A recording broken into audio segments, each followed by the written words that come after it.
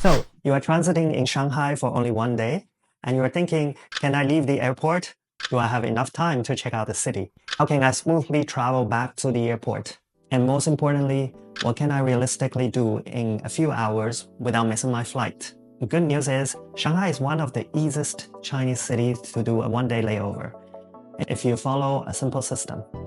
In this video, I will walk you through the exact questions most travelers have and the clean answers, plus a saved mini itinerary that you can copy. Alright, explorers, time to projecting. The first question that you may have is, can I exit the airport during a layover in Shanghai? In many cases, yes, but it depends on your passports and your routing. For those who can enter China without a visa, you can head straight to the immigration once you land. And for those who are not China visa exempt, but qualifies for a transit without a visa entry, it can still be possible. Here's the key rule in plain English. You normally need to traveling from country A to Shanghai and then onward to country B, where B is not the same as A. So if you are flying like this, Tokyo to Shanghai to Bangkok, it is a real transit. But if you are doing Seoul to Shanghai and back to Seoul, that's usually not the type of transit they are looking for. Now, one very important thing, even if you qualify under the Transit Without Visa program, the final decision is made by border officers when you arrive. So don't argue, don't panic, just be prepared. And if you want to know more about latest Chinese visa policy, check out my other video as it explains everything you need to know. To maximize your chances of entering China, have these documents ready: your passport, your confirmed onward tickets to the next destination, and your boarding pass or booking showing the dates and time. And be ready to fill in an arrival card at immigration. If you look more organized, the process is usually smoother. Now, the second biggest question that is commonly asked is, how long should your layover be to actually do Shanghai? Here's a realistic rule of thumb. If you have under 8 hours, it is possible, but it is very tight. If you have 8 to 16 hours, that is going to be very comfortable. If you have more than 16 hours, you can do a really nice day plan, because you need time for immigration queues, transportation into the city, and returning early for security and boarding. And yes, Shanghai airports can be busy, especially at peak hours. Shanghai has 2 different airports, and this matters a lot. PVG or Pudong International Airport is the airport that most international flights land. It is further from the city center. SHA or Hongqiao Airport is closer to downtown, and there are more regional and domestic flights. If you are at Hongqiao Airport, the city is way easier for you to access to. So before anything else, check your airport code, PVG or SHA. This tells you how aggressive your plan can be. And by the way, I have made a video about these 2 airports in details, so you might want to check it out. Now let's talk about transport, because this is where people waste a lot of time. If you are flying into Pudong Airport, you have 3 main choices to get to the city. Option 1 is the Maglev plus Metro combo. This is the fast and fun option. You can take the Maglev train and then connect to the metro system in Shanghai.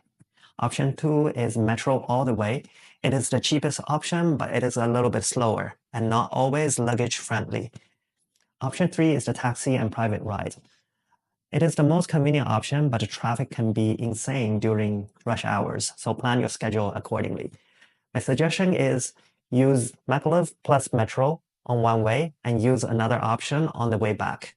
And as a safe planning number, allow 90 minutes one way to reach downtown and from downtown back to the airport.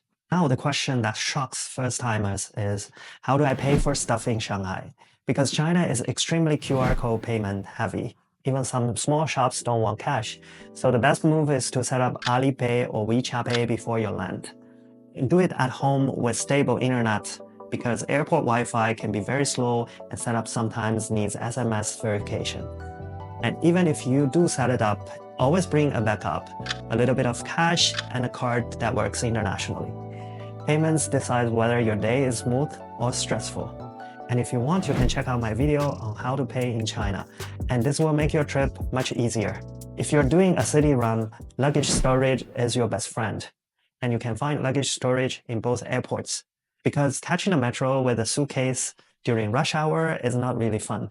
So if your luggage isn't checked through, Store it, travel light, and move fast. Now here's the fun part. What can you do in Shanghai with limited time? I'm going to give you a very classic first-timer loop. It's safe, simple, and doesn't require complicated planning. Here is your Shanghai mini route. Start from East Nanjing Road, straightforward walking street, great for grabbing snacks, quick shoppings, and people watching. Then stop at the Bund, Waitan. This is the iconic skyline view. Here you can take classic Shanghai skyline photos, and both day and night work very well. And then you can check out Yu Garden and the Taoist Temple. This is where you can get a feeling of ancient China. And you can have an optional stop at Lujiazui, which is the Pudong skyline area. If you want the modern Shanghai future city feeling, here is the place you should be. This mini loop can easily cost you 3 hours in the city, plus around 3 hours in total traveling back and forth to the airport, so you can work out the schedule accordingly. Now, a quick reality check. If your total layover is less than 6 hours, do not try the speed run Shanghai. For PVG, you will spend too much time just getting in and out. Stay near the airport, rest, eat, maybe do a shopping nearby, but don't gamble your flight by getting into the city. For Hongqiao Airport, you might want to do a quick photo run because it's closer to the downtown Shanghai. If you're not sure, play it safe. Shanghai will always be there for the next time. Shanghai is generally safe, but watch for classic tourist scams. If someone is too friendly and invites you to a tea ceremony or an art show, just say no and walk away. For communications, not everyone speaks English outside major hotels. So do this. Keep your destination written in Chinese on your phone. Screenshots will help, and translation apps will help too. Now, the biggest mistakes that people make is by returning to the airport too late. For international flights, especially for Pudong International Airports, I would recommend you to return to the airport at least 2 hours before your flight. And if you need to recheck in your bags or get the boarding pass, change terminals, or you don't know the airport very well, go earlier. Because leaving Shanghai should feel calm, not stressful. And if you have more time at the airport, the terminal itself has many stores and restaurants for you to chill. Let's end this with a clean checklist. When you land, confirm your onward flights. Prepare your passports and onward tickets for immigration. Set up your payments, Alipay or WeChat Pay. Choose your transportation, Maglev, metro, or taxi, depending on time. Do the Bund loop. And check out both ancient and modern Shanghai. Return early before your flight. That's it.